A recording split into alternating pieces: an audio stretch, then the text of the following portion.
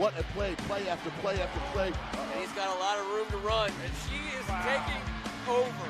Rones, that's the greatest conference in the country is showing out tonight, gentlemen.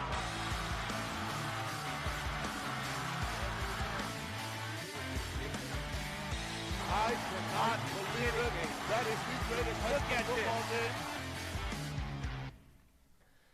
Thank you so much for being with us on a Tuesday night. On behalf of First Amendment Sports, I'm Ken Marigolo. This is the WCAC Spectacular, and this is Tuesday night.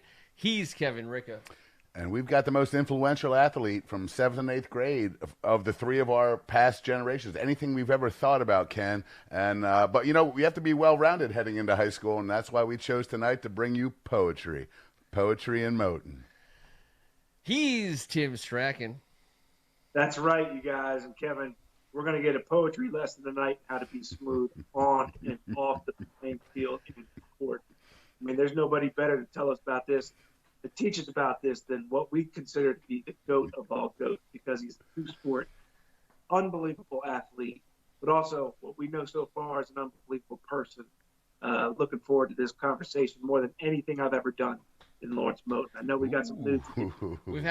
There is some competition, but there's few names. I'd say there's no name that's come up more often in our conversations around this show. When we started this show from tonight, I'm pretty excited.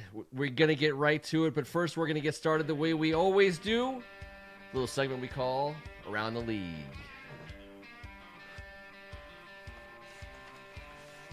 Let's head on down to Leonardtown, Southern Maryland, where we have great news. All 24 members of the cheer team at St. Mary's Riken made the honor roll. That's 24 A students. There's not a single coach in the entire WCAC who doesn't want that for his team. Congratulations to all you girls and your families. Nice work. Head on out to Washington, D.C., where we have high praise from one of the best in the game, Steph Curry. Talking about textbook jump shots. He puts AZ Fudd in a category with Klay Thompson and Ray Allen, and that's it. It's pretty awesome stuff. Let's stay in the city where St. John's College High School and Paul VI are going to send a couple kids to the Congress of Future Medical Leaders. Class of 23, Jace Kirkman for the cadets, and PVI, Nevaeh Damon, also class of 23. We look forward to their contributions for years to come, repping the WCAC. And we'll get some Jays here shortly on the football field. If you were watching on Monday Night Football, you saw something really cool and long overdue. Historic NFL officiating crew, all members African-American, including DeMatha grad, class of 86, Greg Steed. That was a fun night. And I think the reaction from the league and from athletes all over the country really made that special. Huge. Stay with the DeMatha Stags as Jeremy Grant, class of 2012, signs a 3-year, $60 million deal with the Detroit Pistons. Not too shabby. He got the bag. You know what? We're going to stay with the DeMatha Stags. More on Jeremy Grant later in the show. How about Nate Darling, class of 2016, signing with the Hornets? Tommy Ponton, if you're listening, get that fundraising phone warmed up, my friend, because these contracts, there's some money coming back to Hyattsville. Sign up the sharpshooter. How about Josh Paschal, graduating from good counsel, fighting his butt off all day, dominating cancer, and now nominated for the Jason Witten College Football Man of the Year down in Lexington for the Kentucky Wildcats. How proud are we of him? That Falcons 1-0 versus cancer. And if it weren't enough of Detroit news, how about this? Carroll alum, class of 1986, Troy Weaver, conducted his first NBA draft for the Detroit Pistons. He kept it in the family with a little move for a guy named Rodney Magruder. He's a Carroll Lion. Good work, Troy. Great draft. I tell you what, Troy Weaver can draft for my team any day. Sign AZ Shuttlesworth. Oh, God, it's so good. It's so good. And we're so proud of everything we got going on in the WCAC. All these kids doing amazing things, both at the high school level, at the college level, and they're continuing on in their adult lives. We got a piece of that. We feel that we do. We believe that we do. And we know that they're doing it for us. T? You got some DeMatha stuff in there. I know you had something to do with that. When you put me in charge, man, you get what you get. But but no, congrats to all those guys. But also, and I know we're going to hear more about it later, I believe. But all the fundraising that was done in a week that's so important about giving thanks and giving back. Congratulations to all those schools that did that. And, really looking forward to getting more news out there. And if you have stuff, please send it to us. I'm getting a lot of this social media, but if you got something that you'd love to highlight on the show, please get in touch with us.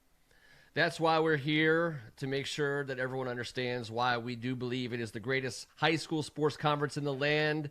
That's true because of who's here today. It's even more true because of who's been through this league. What if I told you that tonight we were going to host someone who is a two-time first-team All-Met athlete in two sports, football and basketball, his junior and senior year? I don't know that anyone's ever done that. Not in recent memory. Led the Carroll Lions in 1989 to their first Metro Conference title in almost 30 years. Oh, and by the way, he finished his collegiate career at Syracuse as the all-time leading scorer in both Syracuse history and the Big East Conference, which, if I'm not mistaken, is a basketball conference, and that means something. Some of the names that he's above, it's crazy, man. I'll tell you, it is my distinct pleasure and honor to welcome to the show tonight, Mr. Lawrence Moten. Welcome, sir. Glad to be here, guys. Thanks for having me. It's our pleasure. As I say at the top of every show like this, we invite the class onto our show. You are bringing it tonight. The class is in session. We are taking notes. T said there will be a lesson in smoothness before we get out. There will be a test. But I'll tell you, a lot of times we like to go chronologically. We like to move around with our guests, where they come from, where they've been. It's not like this man needs no introduction situation, but I want to get started in a different spot, Lawrence. We had Eric Metcalf on a couple weeks ago. Is by far one of the more gifted football players who's come through the WCAC. And last week we had Adrian Dantley on, who is absolutely the class, just such a classy guy, and made his mark in the DC area for basketball. But we haven't talked to a guy who's done what you've done on two different fields. And so I wanted to turn it over to T to kind of kick off the opening debate tonight. Lawrence, man, this is such a treat for us, because your name comes up in so many of our discussions about who's the GOAT. Eric can claim it for football. Dantley can claim it for basketball. But as far as we're concerned, you're the only one that can claim it for both. But here's the debate, the big, great debate that we like to call it down here in the basement. The first thing we want to start off with is why you chose basketball over football when you decided to go on to the next level. Oh, man. Well, first of all, it was I was like a seesaw. Basketball season, I was here. Football season, I was here. I love both sports the same. I started playing football first. But I can truly say that, I followed in the man's path upstairs and decided to play basketball. I was going to try to play football at Syracuse my freshman year. Coach Boeheim kind of talked me out of it, I would say. Yeah, I bet he did. Marvin Graves said there was no chance Boeheim was letting you hit the field. Yeah. 17 years old, and I remember him saying, he said, Lawrence, there's more money in basketball, less injury. And at the time, it made a lot of sense. But I tell people all the time, the same way I put the passion and the love in with my basketball skill, I would have just did the same thing in football. So there's no doubt in my mind I would have made the NFL for sure. Oh, no doubt in our mind either. That is not up for debate, gentlemen.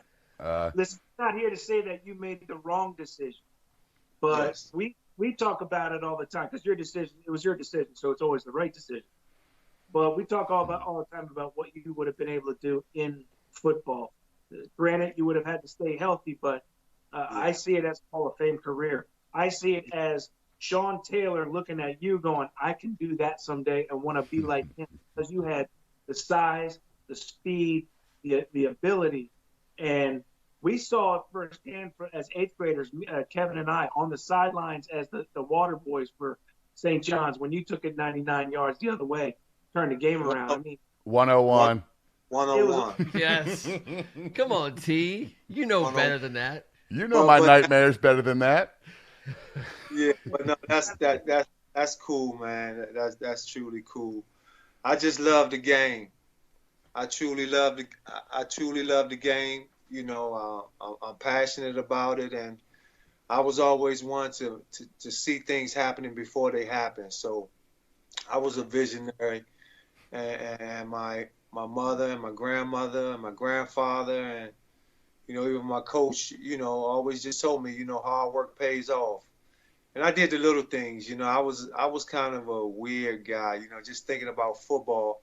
I used to have the little football men, and I used to actually put them on the floor and play the game within a game in my mind, you know, little things like that. You know, I remember my mother and grandmother washing my Carl uniform, and I had 2 beds in my room.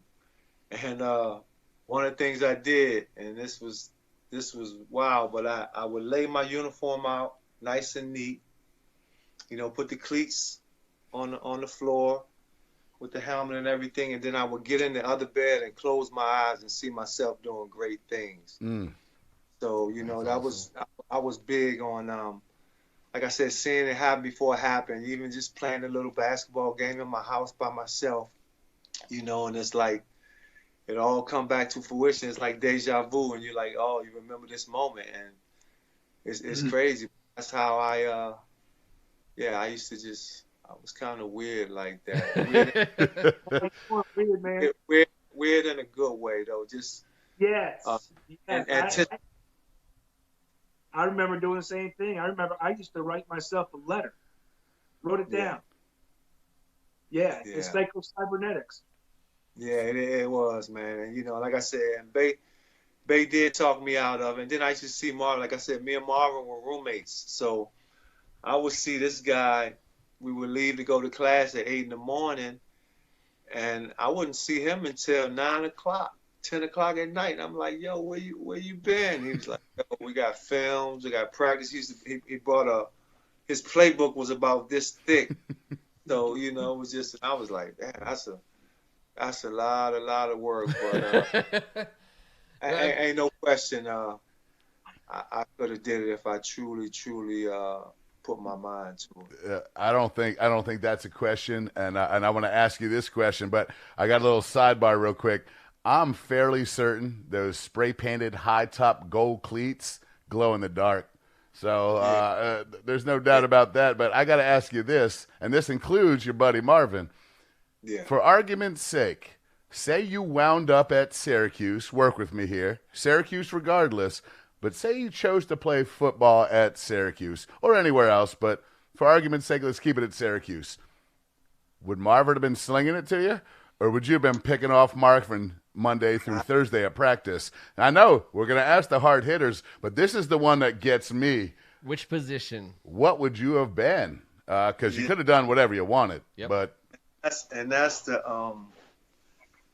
the tough question, because I love scoring touchdowns, but I like interceptions also.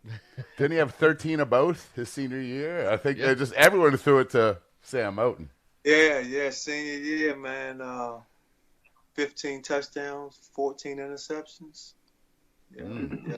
I mean, if you're into that kind of thing, that works out. That's good for. That's a great question, man. Yeah. Now, you know what? They would have just had to put me in both. Yes. Yes. And by the way, they would have. They absolutely would have. There's no way they wouldn't have played you both ways. That's so great. I love that answer. A true DC man, a politician. Yes. Sorry, this phone is acting up. But yeah, that's what I would have did, man. I would have had to play both just to keep it real. Like, You Well- know, and I look at it like now, you know, I'm 6'5", like 200 now. Like I would have been probably 6'5", 230. Yeah, Mhm. You know, you've a been little dominating at the third level. Here's what I Yeah. know. My father had a lot of mentors as a defensive style coach, and one of them was Coach Moss Collins, and my Uncle Frank was the D coordinator at Prep, and they would sit there, and everyone ran a 5'3" or a 6'2" back then, and you know this as a student of the game. You changed that in this league on both sides of the field.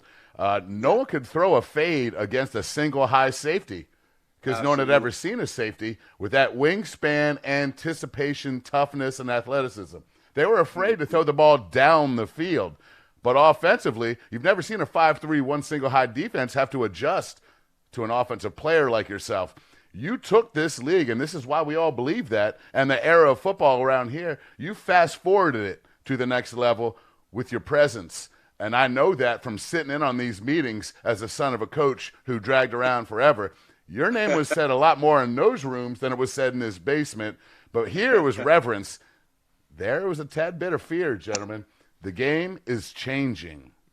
Wow. Yeah. And you would know because you had your father was definitely a great coach, and like I said, Moss Collins, who I miss dearly, and was a great man to me, and great father figure. So you know, hey. Even guys now today, man, you know, tell me I was born 20 or 30 years too early because I'd have probably got about 50 million by now. But you know, God makes no mistakes, man. I truly love where I was born and raised. Love the competition that we had, you know, and it was tough. It wasn't easy. You know, I really feel this new age is a little bit softer, you know, than we were, you know, in our days. But, you know, they're very talented, you know, but a little bit on the diva side. Well, and they're not playing two sports at the same high level as you did, and in many cases, they're not playing multiple sports at all, which is the shame of it. We talk about that a lot down here, Lawrence. The guys who specialize from such an early age and what they miss out on by not competing in other sports. You know, you talk about moments, Lawrence, and it came up on our conversation earlier today. And, you know, we got to talk about it because it's a moment in the WCAC. It may have caused tears to come down certain people in this basement's face. Maybe not. But I also know... Tito, bring me some tissue. Yeah. I also know that there's a lot of people in your life that you've been great friends with at St. John's, that the moments come up. Talk a little bit about that game. Talk a little bit about that interception and what you were going through, because it's an awesome story. That game was a very, very competitive game. Two of the top teams in the D.C., Maryland, and Virginia area at the time. You know, and it was pretty much a battle for first place. I want to say both teams, we were both undefeated. I want to say, and all I can remember was going to be a tough day. You know, we just had to play hard. It was grueling. I remember being up. I think it was 6-0. 6-0. We were up, and those guys drove down the field. And like I said, they had Kevin Plank, you know, who thought he was Brian Bosworth. You had John Deschler, my man Mike Brown, who went to Syracuse. We ended up playing together, you know, being up in Syracuse at the same time, and a couple of the other guys. And all I remember is they got all the way down to the 1 or 2 yard line, and first down they ran it, you know. Second down, they ran it again. And third down, all I can remember was the quarterback. I can't remember the quarterback's name, but I definitely remember Mike Manfreda. Okay, I remember my man John Deschler. Oh yeah. That's what I remember. The Wes Welker before Wes Welker. and I remember the quarterback looking over at him and nodding his head. And as he's nodding his head, I'm saying to myself, he better not throw that fucking ball. Better not throw that ball. And it was a quick slant, and all I remember was just catching it in stride. You know, it hit me, and then I'm off. And like I was telling you earlier today, Ken, this is truly a surreal moment where everything was like in slow motion. I could actually feel myself breathing as I was running, and I remember Moss Collins and all the coaches over there telling me, go, go, go. I remember looking straight ahead where you're going up that big hill, and we had some Carroll fans like almost like directing me like a plane, like, come on, come on, come on. And, you know, got to that end zone, man, and we ended up, you guys were up 6-0, so we scored, and we went for 2, and we got the 2, and we ended up winning the game 8-6. You guys were up 6-0. All you had to do was run the ball. I thought that one more time, we might have been done, but we knew it was third down that you guys were going to try to get jazzy. Man, my dad's getting Pete Carroll status. So it was 7-0. I don't want to take any credit away from the kicker, Johnny Dessler, who made the extra point. You know, we got to give Johnny his due. There was a minute to go in the second quarter, and you made your play. St. John's was about to go up either 10-0 or 14-0, and they all of a sudden were down 8-7 because you guys go for 2. It's what you do. Yep. You had the Moss Collins tight end delay play where he'd come around the backside, roll out right, and there'd be no one there. I still run that at the Pee Wee level, by the way. Thanks, Coach Collins. It never fails. But by the 15-yard line, the whole stadium knew you were gone. Yeah. From that 85 yards, I finished crying like 4 times. I was doing the like, I couldn't even believe. And I'm in the 8th grade trying to hide it from everybody, but that was the season of the soldier. And Lawrence, it's the 91 Redskins and the 89 Cadets are my 2 favorite, most influential football teams in my world. They were my big brothers. They were my idols and heroes. But to this day, I remember where I was when that went down. And I'm telling you, like you said, you were hearing yourself breathing. That moment took forever. It was the only bad moment of that season for the Cadets. And they went ahead and won one they hadn't won in forever. But that moment I was there for, and I get to have this conversation with you right now. The water boy talking to the guy who took it back 101. You know, life is funny, man.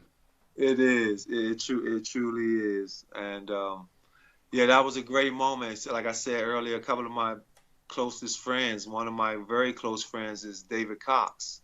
Oh, yeah, man. Right now. And we speak at least twice a week, you know, that we talk and everything. So, you know, he always brings it up. I ran into Kevin Plank one day, and he always tells me he'll never forget that. And, you know, just guess it was definitely a great moment, and I'm glad I was on the winning side. You've been on the winning side of many moments. I want to play a little game that we've started playing down here in the basement over the last few weeks. I'm going to give you some names. I want you to give me 1, 2, 3 words that come to mind when I tell you these names. And these are going to be some guys in your past, okay? Okay. All right, we're going to start out. Wes Unseld. Great rebounder, fierce person. Brian Winters. That's plenty. Good shooter at Milwaukee Bucks. Bryant Reeves. Big country, my man. My man, big country. Used to wear the Wranglers all the time. Wear Wranglers.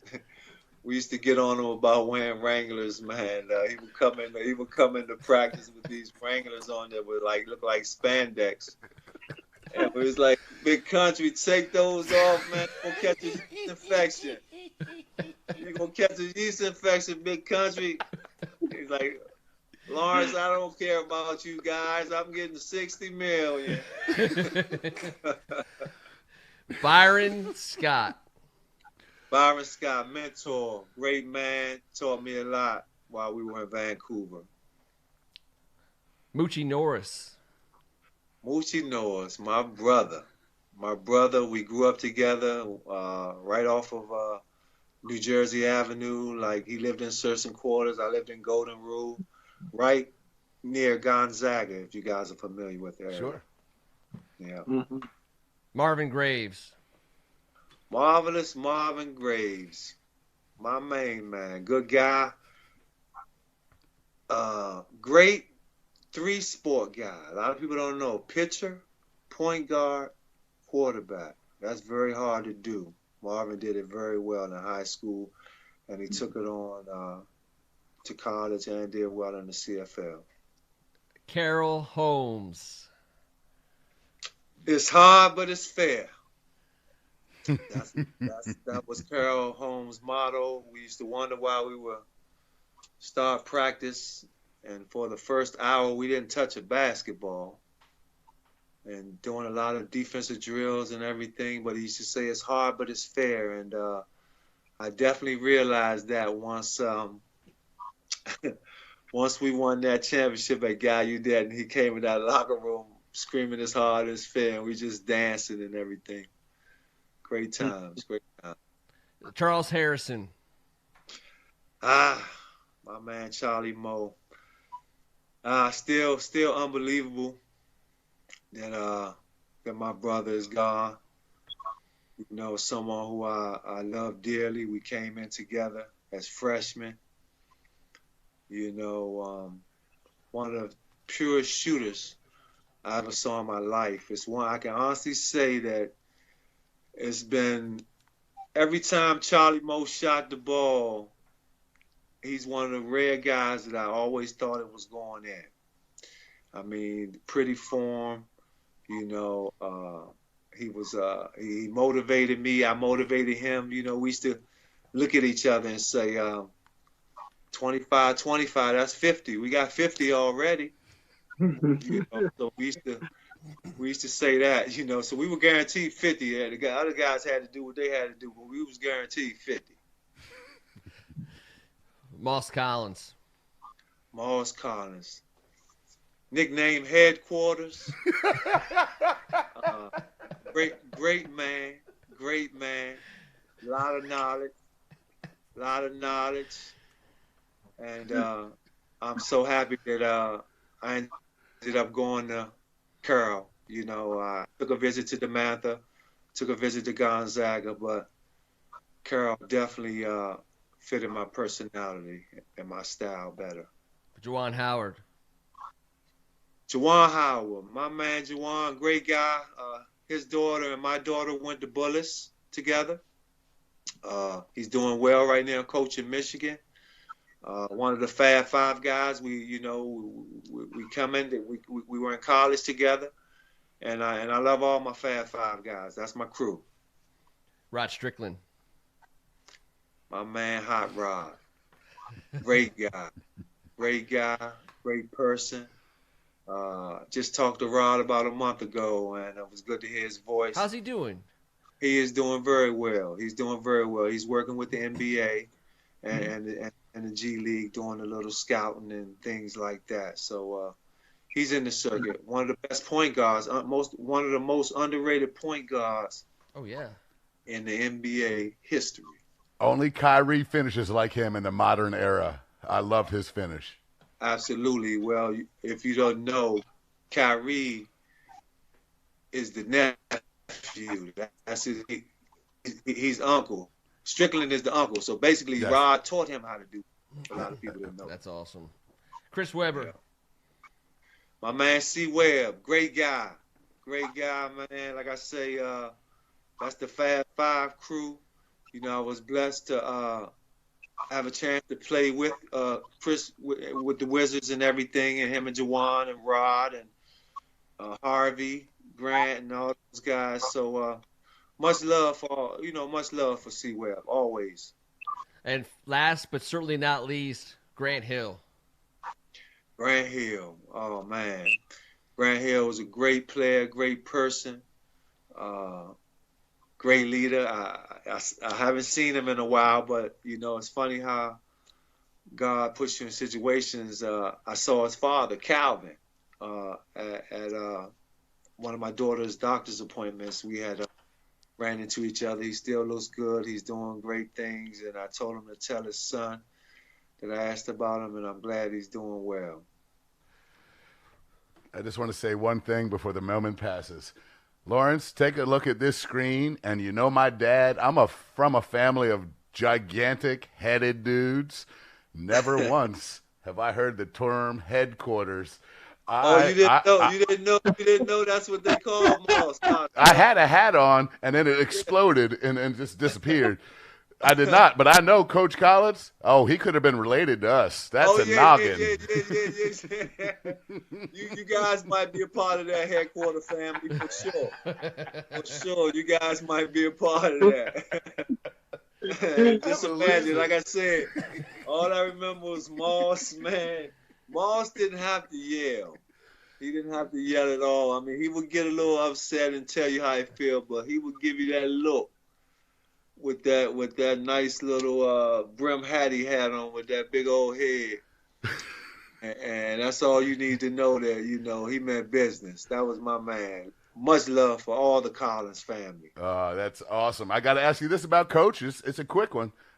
He's notorious. My father and other coaches said he'd show up for the all-league meetings and nominate number 15, number 22, number 37. And all our friends that played at Gonzaga say we weren't known by our first name or last name with Coach. It was our number. So I have to ask, Lawrence, were you ever referred to as Lawrence or Sam, or were you just your number? Just your number. No, I was not just my number. I did not think you were, sir. I knew it. I was not just my number. I can remember Coach called me Lawrence, Moten, a couple of other guys, Motown, but no, never a number, buddy.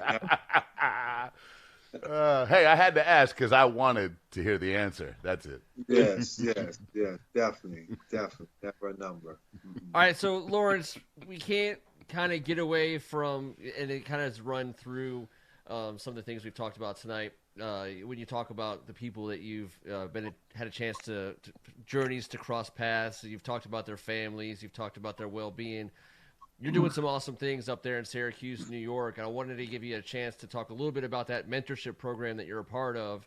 I know so many people around here will be interested in hearing about the way you're impacting young people's lives up there in New York. Yeah. Well, I'm working with a group called the Promise Zone, and basically I'm a mentoring specialist. Like I said, I've coached before, I trained, and I tell people all the time, teaching is coaching, coaching is teaching is no different. So I'm here in a middle school, putting my degree to use. I got my degree in childhood education at Syracuse University. So putting my degree to use, I enjoy teaching the youths and just pretty much telling them everything I know from my experiences and what to expect and how to be good people. I have a grandmother, 95 years old, who's still alive, and I love her to death. And she taught me one thing, and that was pretty much one word, and that was respect. And she taught me that word. If you learn how to respect yourself first, it'll teach you how to respect others. And I've always been blessed to do that. My mother, may she rest in peace. And who I'm talking about, my grandmother, this is my mother's mother. So I felt I was always blessed with two mothers. Great women, strong-willed women. And I had uncles and a grandfather who just, just instilled in me doing the right thing.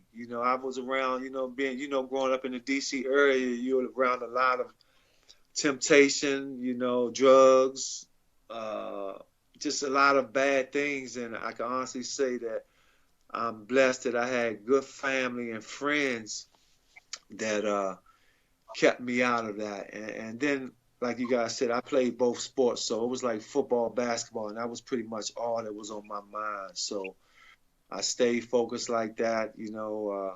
I had an uncle, my uncle who I love dearly, just got released from prison. He did 25 years, and we talked every other day, and he did some things back in the days, and he learned from his mistakes. But I can remember him vividly. Him and his boys would say, man, you're not gonna score 30 points. You can't score 25 points. You can't do this. You can't do that. And little did they know, they motivated me. So it would be like, oh yeah, I couldn't do it. So, oh really? So if I can get 28 points, would all you guys give me $100? That's what I asked them one day. I said, would all you guys give me $100 if I scored 28? Oh yeah. Make a long story short, I was getting almost $800 or $900 every week, and that was my motivation. That was sort of like a motivational thing to me to, just stay focused and do the right thing. And little do they know, they pushed me in that little way that, kept me out of trouble. Well, we're looking through a lot of these pictures, Lawrence, and you can't help but notice something else that popped up in our conversation tonight, which is the high socks. Now, we've had Wizard on the show. He's been in this basement before, and he has tried to take the full credit for the socks. And we never had a chance to ask you about it and what your take on it. You talking about my man Walt? Oh, yeah. Oh, Walt yeah, Williams. The Wizard. That's my main man. Great guy. Great guy, the Wizard. Somebody who I looked up to for sure. Loved everything about Walt as a person, and I loved his game.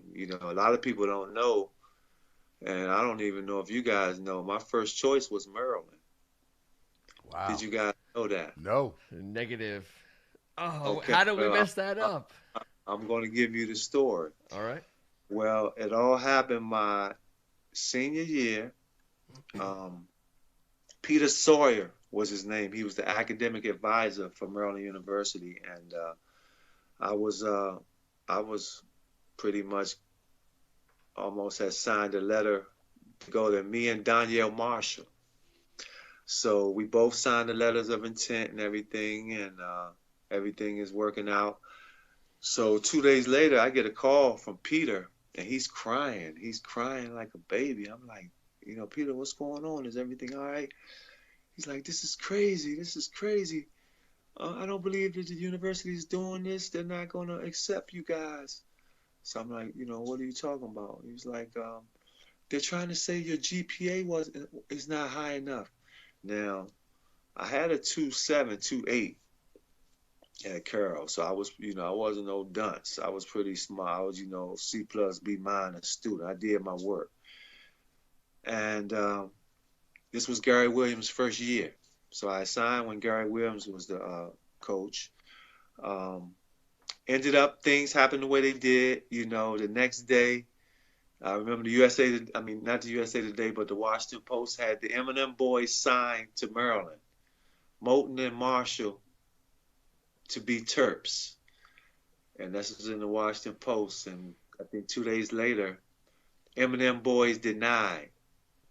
I think it was more Maryland was coming back from the Lenny Bias and the Bob Wade and everything that was going on at Maryland. So they were trying to do, I guess, just do everything the right way and be by the book. And it was a blessing.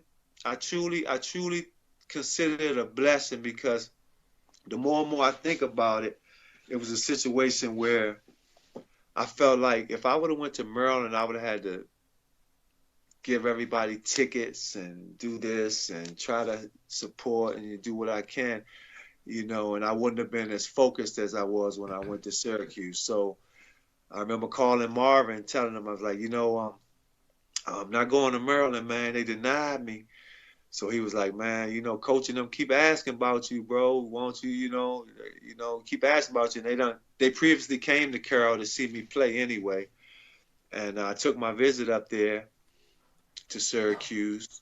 And Billy Owens, who's the godfather of my two daughters, his wife and my ex-wife were roommates at Syracuse.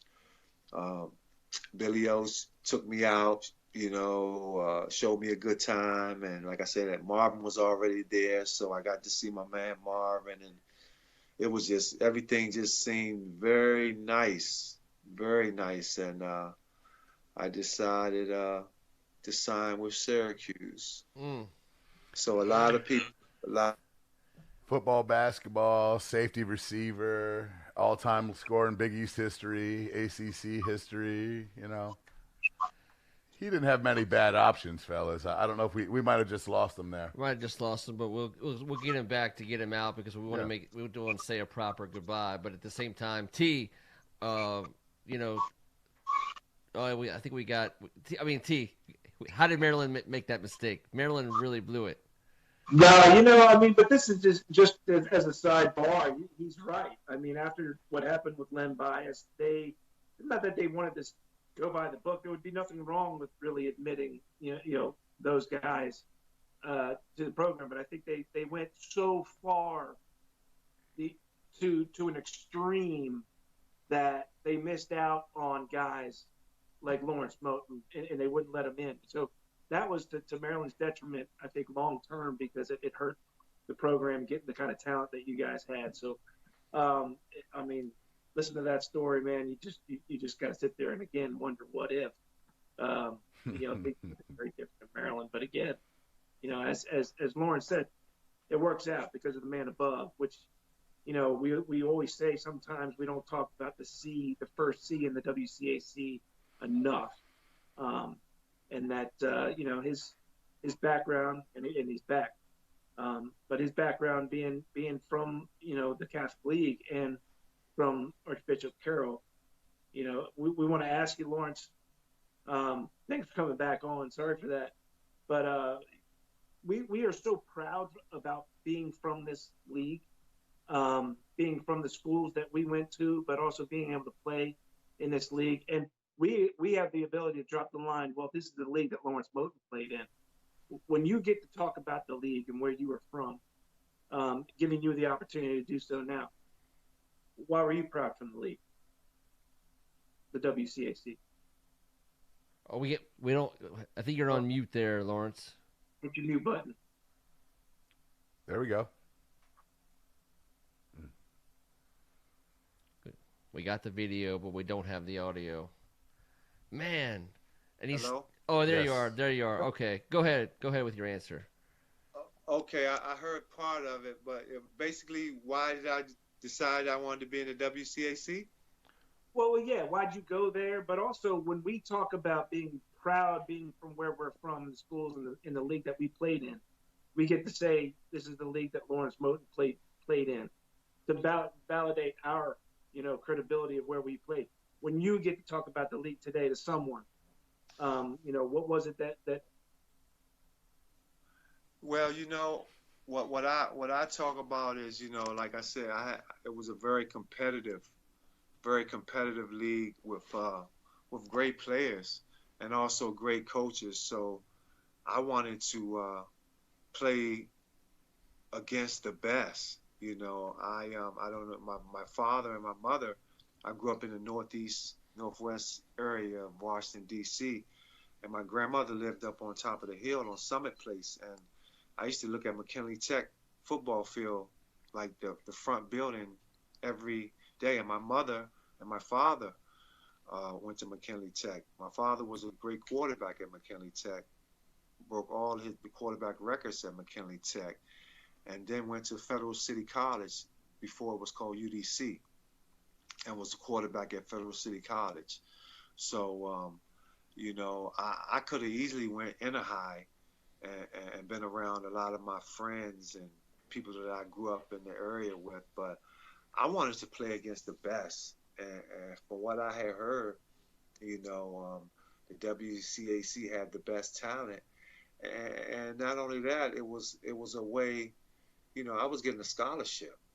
That was a big thing to get a scholarship to a Catholic high school, and that means they recognize, some things that you've done very well, and they want to acknowledge you for that. And truly, truly thankful for that. You know, like I said, I took the visit to the Mather, took the visit to Gonzaga, and it's just that Carol was, it fit me. You know, as soon as I got Robert Herderney, may he rest in peace. He was the head guy for the pep rallies, and a lot of people don't know. I helped my summer job. I helped paint Carol.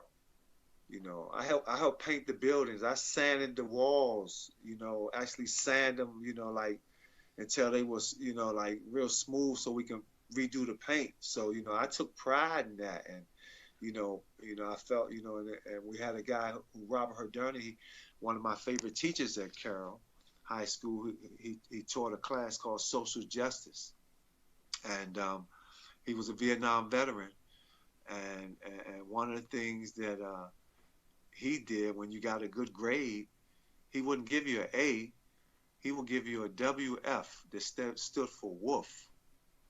You know, and he was just real unique, man, and I felt like I learned a lot from him as a teacher, and just as a what it was about of having Carroll pride. You know, like I said, he ran the pet rallies. We did pet rallies every Friday. If it was a DeMatha Stag, we would have the whole school come in the auditorium. We playing music, and out of nowhere, Mr. Herderney's maybe up on the like third level, and he's swinging a stag. He's swinging a stag, and now everybody's like, all the students are like trying to grab the stag. I mean, like it was serious, you know, just about the Carroll pride, and we, you know, I don't know if you know, Carroll, our moniker, our song, our fight song is Rocky. That's great. You know, our fight song is Rocky. So before the games, when we were coming, you know, like if I would, you know, get ready for the football game Saturday morning, we got Rocky playing all day. You know, I mean, like it's you know, in your head. I mean, all of that was like engraved in you. And I remember like winning championships, and we're celebrating. It wasn't champagne, but it was Coke 2-liter bottles. We shaking them up and we just put them on each other. Like great times at Carroll, man, and great memories, and a lot of good memories because we won. So I think Carroll definitely fit me. And then I had a great basketball coach. I was blessed with two great coaches who were not only great coaches, were great men who didn't who was tough, but they still let you do what you do best. And that's important. That's important. Those are two legends. There's no doubt about that. Inside Carroll, outside Carroll. Everyone that knows, they know. Moss and Carroll, for sure. Hey, Absolutely. Lawrence, I mean, there's just no better two words I can say than thank you for giving us your time. Thank you for making this show, legitimately spectacular. Maybe for one of the most spectacular hours in the basement on a Tuesday night that we can remember. Man, it's just been our pleasure and honor to have you on tonight, and I just want to say thanks again. I hope you'll come back. Oh yeah, not a problem, man. That's a done deal. I'm a part of the WCAC family. You know, like I said, we battle each other, but we also respect each other. Yes, sir. Well, that's an absolute fact, and I'm speaking for my man T. Strachan, who obviously isn't here right now, but the fact that he's not here, he might be part of headquarters central as well. Man, I'm just saying, now that he's not here. He's on the team. He's on the team. But to be fair, listening to what you said, your grandmother, she taught you right, and I feel the same way you do about the league. I say we're like cousins, cousins and brothers. We fight hard against each other, but when another family has something to say, we'll come shoulder to shoulder. Yeah, ain't no question, man. And like I said, I can't speak enough about how much I truly love my grandmother and how like I tell her all that we speak every day, and like she's so sane, man. Like to be 95 and like sane. Cause she called me one morning, like 2 o'clock in the morning, and I see it's her number, so I'm like, Grandma, what's going on? Everything okay? You know what she said to me, guys? She said, you know, LeBron James just got traded to the Lakers. So I'm saying to myself, I'm half asleep. I'm like, you know what? I think my grandmother losing it. I'm like, all right, Grandma, I'll talk to you tomorrow. So I go to sleep and I wake up, turn on ESPN. Breaking news, LeBron James traded to the Lakers. I said, man, my grandmother ain't missing a beat. You hear me? So, yeah, true story, man. True story. Oh, Yep. That's awesome. Yeah. Well, hey, listen, man, once again, thank you so much for being on with us. Can't wait to have you back. When sports get going again, we're going to get your take on what's happening in this league and beyond. Once again, he's Lawrence Moten. Thank you, sir. I love it. I love it. You guys stay safe. Peace. You too, Lawrence. Thanks for your time, my friend. Very welcome. Very welcome. Woo! I tell you what, we did it. We said we were out on the patio. I'm telling you guys who are watching and hanging out with us tonight, this show started on the patio. It started on a number of people's patios. It's not just one patio, but this patio out back here has been a prominent patio amongst the patio conversations. And when we first started talking about doing a WCAC show, there was only one person we wanted to have on it, and that's a fact. And his name is Lawrence Moten, and he was on the show tonight. I haven't laughed like that since we've been in quarantine. I haven't been entertained by someone that entertaining. But smooth is the key word, respectful, and obviously a class act. But what a superstar. What a great night. Man, that couldn't have gone any better. It couldn't have gone any better. And the GOAT right there trying to check Moten. Good luck, GOAT. I'll tell you who's not running a slant on Lawrence Moten is Michael Jordan. Straight up. I'll tell you what, let's say some thank yous tonight. We have an amazing partner who's been working with us in this holiday season. Caroline and Alan, we appreciate you guys. And if you're going to do something special for a loved one this holiday, you're trying to think of what gift to give, you haven't seen them in a long time, they've been doing their thing, you've been doing your thing, pink.styles.com. Put the code in, WCAC5. We have, they're doing a special FedEx 2-day shipping. They're putting out holiday gift cards. If you don't know what exactly to buy, that special lady in your life in terms of handbags and tote bags, for which they sell the best, most stylish ones that your lady friends do want to have.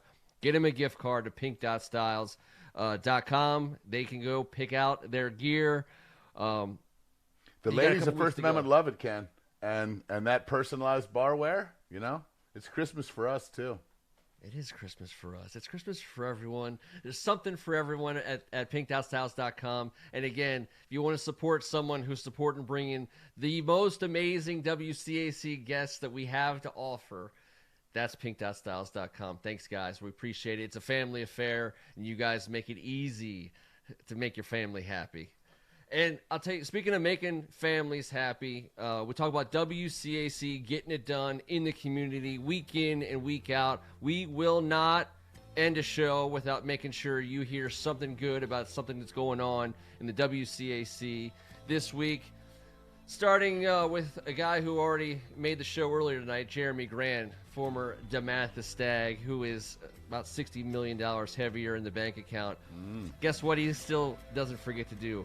Come back home and help out a bunch of folks, making sure people get fed, people get taken care of during this holiday season. He leads by example out in Hyattsville. And you know who follows that example? All the rest of the kids and programs around the WCAC. Heading out over to, there they are in Carroll, down on Harewood Road, putting it together. Man, I'll tell you what, they have put together enough food to feed 250 families at Carroll. Out in Paul VI, 25,000 pounds of food. talking about families in our communities, families in the D.C., Virginia, Maryland communities are going to get fed this holiday season thanks to the work and efforts by kids and faculty at these schools. It's amazing.